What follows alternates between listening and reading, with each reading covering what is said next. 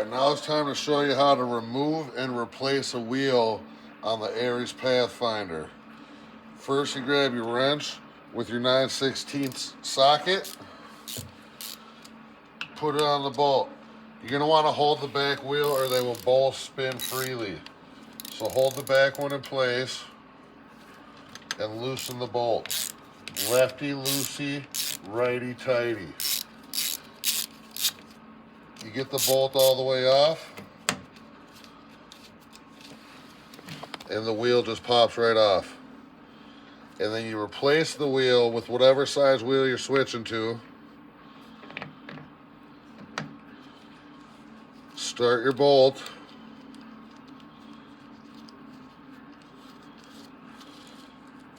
And then with the same wrench, you tighten it up.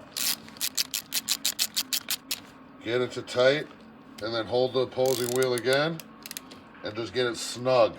Not overly tight, just snug. And that's it.